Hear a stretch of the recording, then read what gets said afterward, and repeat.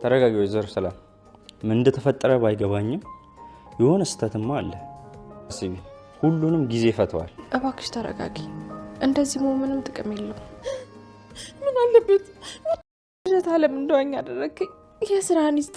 ለዚያ በቃኝ አንተ ነህ። ቆይ እኔም በመዋሸት ምንድን ነው የምትጠቀመው? አይገባትም። የኛ ጻድቅ እንዴት ነው እባክሽ የሚያደርግሽ? አሳመነችሽ? አንቺ ምን አባሽ ስለሆንሽ ነው ለእሷ የምታዝኝላት? እንዳሰብከው እኮ አይደለም በኃይሉ። ለሰላም አይገባትም ነው ያልሽው?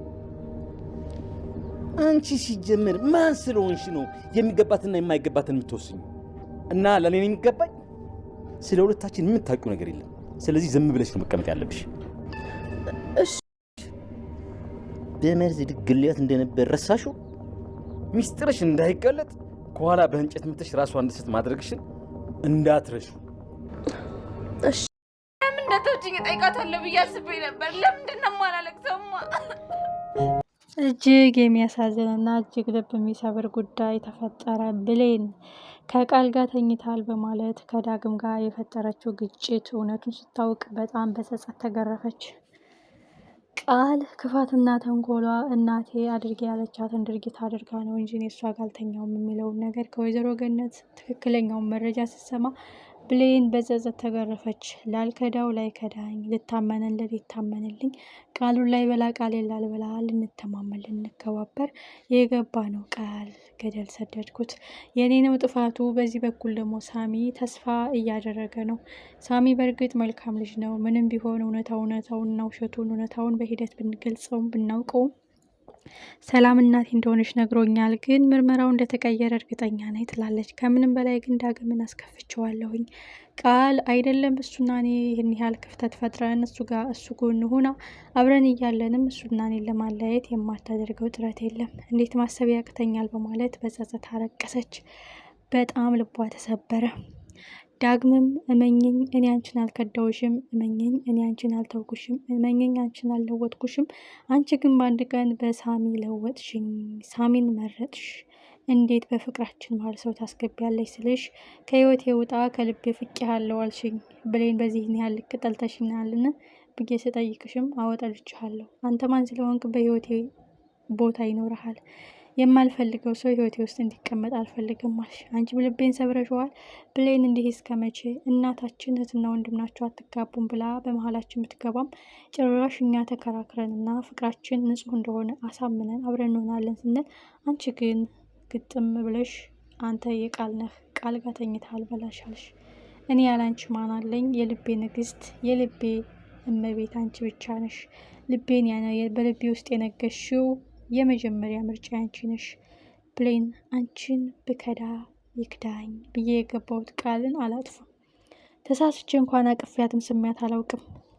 አንቺ ሴት ነሽ፣ እናቴ ሴት ናት፣ በሴት አልጨክንም ብዬ ሜዳ ላይ ሳገኛት ይዣብ መጣት ይህ አጋጣሚ ተፈጥሮ አየሽ እንጂ የተፈጠረ ነገር የለም አላት።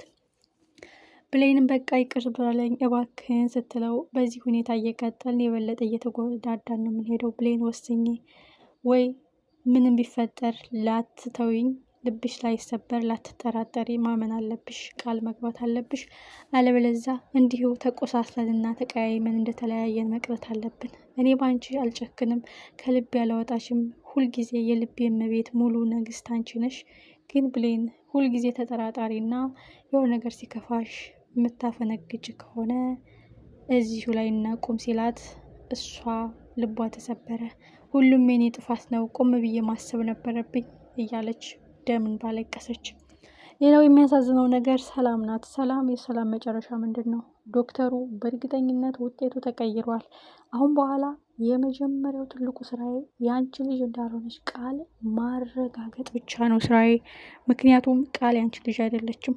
በእርግጠኝነት ገላዋን ልትሸጥልኝ ልታማልልልኝ በገላዋ ውጤቱ እንዲቀይርላት ፍላጎቷ፣ በኃይሉ ደግሞ በብዙ ረብጣ ብሮች ሲደልለኝ በእናቴ ሲያስፈራራኝ ነበረ። ዓይንሽን ግለጭ ሰላም፣ ዙሪያሽን ተመልከች። ወረቀቱ ልጅሽ ናት ቢልሽም ልብሽ ግን ልጅሽ እንዳልሆነች ጠንቅቆ ያውቃል።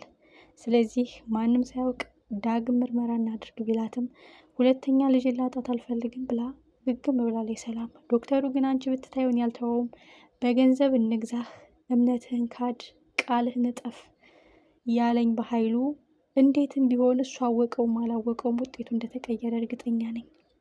ስለዚህ እኔ ደግሞ የሙያዬ ንጹህነትና ክብር ስለማከብርና ስለምወድ ደግሜ በእኔ ወጪ መርምሬ እውነታውን አረጋግጬልሽ የወለድሻትን የስጋ ልጅሽን እጅሽ ላይ መጥቻ አስገባልሻለሁ ብሏታል።